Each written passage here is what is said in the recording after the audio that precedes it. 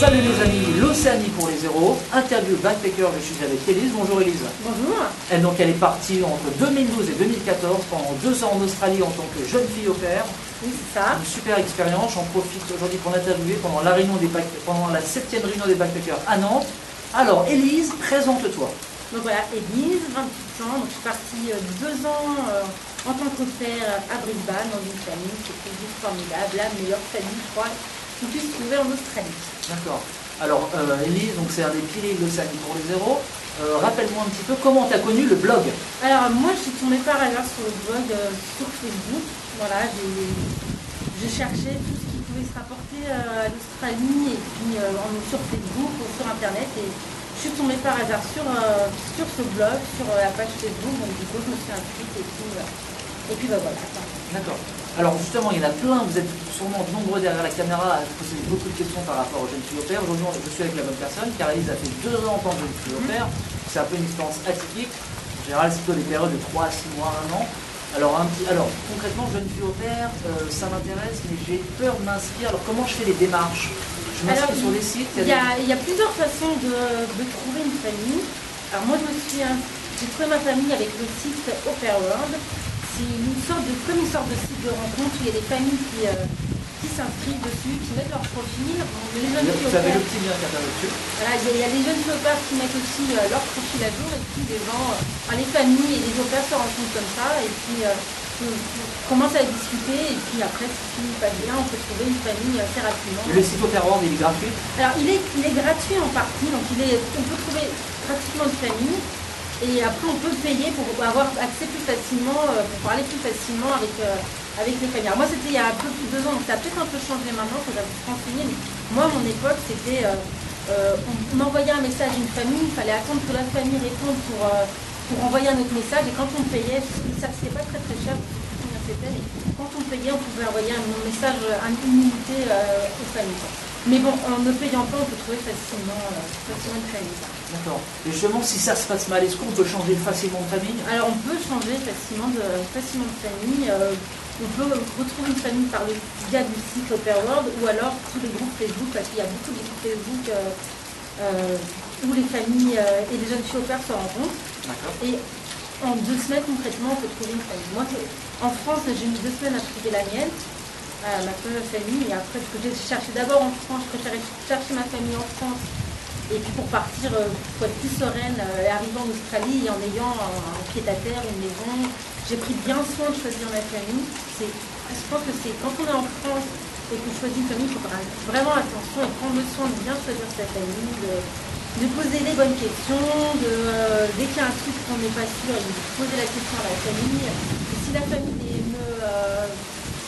vous ne sentez pas trop la famille, les trucs que vous ne sentez pas trop, vous n'êtes pas trop sûr, changez de famille, n'ayez pas peur, parce que vous êtes en France, vous avez le choix, il y a beaucoup de possibilités, donc sur ça, il n'y a pas trop de soucis. Ça marche. Et en tant que jeune fille au pair, quelles sont les tâches au quotidien? Est-ce que jeune fille au pair, c'est justement s'occuper seulement des enfants ou il y a d'autres tâches? Alors ça dépend des familles. Il y a des familles qui c'est vraiment que s'occuper des enfants. D'accord. Les emmener à l'école, les emmener au daycare. Un daycare, c'est une sorte de jardin d'enfants, de crèche. D'accord. Jouer avec eux, des activités manuelles, les emmener au sport, un peu le quotidien. Et puis, mais bon, les 3/4 du temps, il y a quelques tâches ménagères à faire. L'aspirateur, la serpillière, la vaisselle. Voilà, ce qu'on ferait normalement dans une maison. Donc, on n'est pas une femme de ménage.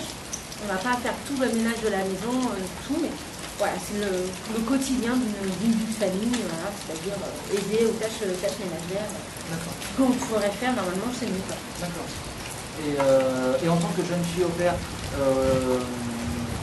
c'est une expérience. Il faut parler anglais, c'est vrai que c'est mieux de savoir parler anglais. Parce que ils comprennent aussi l'anglais, parce que les enfants, quand ils parlent anglais, ils ne comprennent pas forcément. Après, c'est pas une obligation. Il y a des familles à qui ça ne dérange pas si l'au pair ne parle pas anglais. Elle ne parle pas bien anglais. Si elle a qu'elle ait des bases, l'au pair ait des bases, mais c'est pas dérangeant. Certaines familles, ça ne les dérange pas. Mais c'est vrai que c'est quand même mieux, c'est quand même préférable d'avoir quand même quelques bases. quelques bases en anglais pour pouvoir mieux discuter avec la famille, pour pouvoir se faire comprendre, et puis surtout pouvoir comprendre ce que la famille demande. Et en tant que jeune fille au père, dis-moi, est-ce qu'il y a des horaires comme un vrai boulot? Si j'étais un backpacker, je travaillais dans une ferme. Alors oui, il y a des horaires. C'est mieux d'avoir des horaires. Après, c'est vrai que ça peut un peu décaler. Il y a des fois où moi, mes horaires, c'était 7h, 17h. D'accord. Mais il y a des fois où je finissais à 17h15, 17h30. C'était rare, mais ça pouvait arriver. Voilà. Et quelle est la rémunération? Alors, ça dépend. Alors, le salaire varie entre 200 et 250 dollars par semaine. Par semaine, d'accord. Par semaine. Mais il ne faut pas oublier qu'on est logé, nourri, blanchi. Donc, on n'a aucune dépense. On n'a quasiment aucune dépense. Donc, c'est de l'argent de poche. Des fois, tu as des avantages aussi en nature, c'est-à-dire, par exemple, avoir le véhicule du voilà.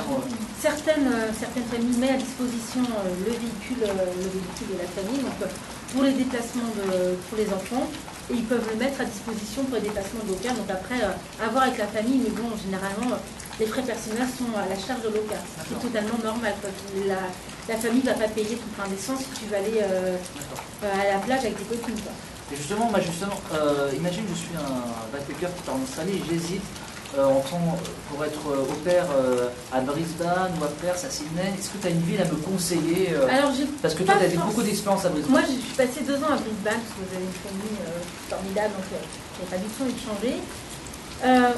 Je pense que, oui, après, le niveau des villes, c'est que vous avez une ville que vous préférez, c'est de trouver la famille là-bas. Mais si vous tombez sur une bonne famille, par exemple, sur Perth, une super famille sur Perth, mais vous voulez aller à Sydney et vous tombez sur une famille qui est un peu moyen à Sydney, il vaut mieux aller sur une famille qui est super à Perth et pour pouvoir aller en quelque temps, en week-end ou en une semaine, passer des vacances à Sydney parce que vous vivez avec la famille, ça faut pas l'oublier, c'est un quotidien et puis des fois ça peut être lourd. Il arrive aussi qu'on a des plannings assez aménagés, on a des week-ends prolongés pendant 3 jours.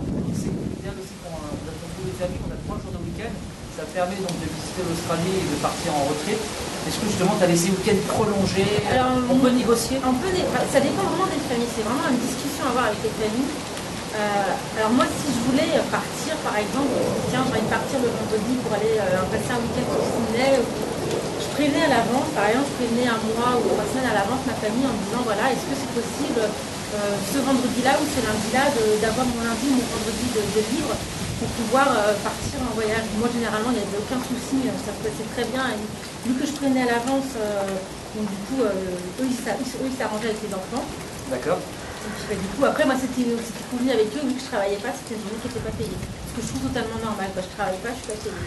Et justement, en tant que jeune fille au père, est-ce que si tu as un conseil à donner, quelles sont les erreurs qu'on peut éviter Alors, ce serait plus sur la préparation, c'est-à-dire avant de partir. Quand on est en France et qu'on cherche sa famille, il faut bien poser toutes les bonnes questions à la famille. Même les questions qui vous paraissent les plus anodines. Alors les questions. Alors c'est combien il y a d'enfants, quel âge ils ont, combien de jours par semaine on a à s'en occuper. Il faut aimer les enfants. Ah, vaut mieux aimer les enfants. Ouais, il vaut mieux aimer les enfants. Parce que si on n'a même pas les enfants, je veux dire, c'est le boulot. C'est pas le boulot à faire. D'accord. Voilà. Pour les questions, et c'est les questions combien d'heures de travail par jour, combien d'enfants, quel âge ils ont, garçons ou filles, s'ils ont des activités. Voilà. Pas hésiter à poser des questions. Pas hésiter à poser des questions. Où est-ce qu'ils habitent, par exemple, s'ils habitent en ville, s'ils habitent s'ils sont plus excentrés, combien de temps de transport en commun, des trucs assez. Mais même les questions les plus bêtes, posez-les. De toute façon, vous êtes en France, et si après la famille ne veut pas de vous, vous avez la possibilité de trouver une famille assez rapidement. Et justement, 2 ans en tant que jeune fille au père, ça paraît complètement irréaliste dans la même famille. Il faut en garder un bilan plus que positif, ou tu regrettes d'avoir passé autant de temps? Non, parce que alors, moi, vu que j'avais pas mal d'amis qui ont eu des problèmes avec leur famille au père, et qui ont dû changer, moi je suis tombée sur une famille qui était plus géniale, quoi. C'est vraiment. J'étais plus qu'une au pair pour eux, quoi. J'étais vraiment une seconde maman pour les enfants, quoi. Et donc du coup, non, je ne regrette pas du tout parce qu'ils m'ont fait découvrir des choses, ils m'ont fait me faire du sport quand même. Et j'ai fait des choses avec eux que j'aurais jamais pu faire, jamais pu imaginer faire autrement qu'avec eux, quoi. Et il n'y a pas un problème en tant que toi, en tant que jeune fille au père, tu n'as pas peur justement de pas.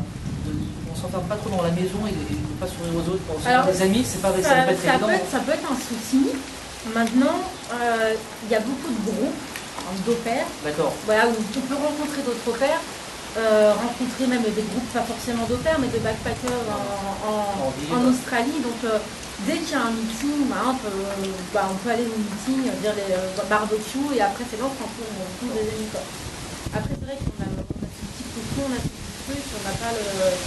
On bouge pas forcément, on bouge moins facilement qu'un backpacker qui a son van, qui bouge de ville en ville. Mais bon, on a le confort d'avoir une maison, d'avoir un toit, de ne pas avoir de soucis. La ville de Brisbane, t'as aimé, non? Moi, j'ai beaucoup aimé Brisbane. Alors, il y en a qui disent que c'est pas forcément une ville qui bouge. Alors, moi, pour moi, je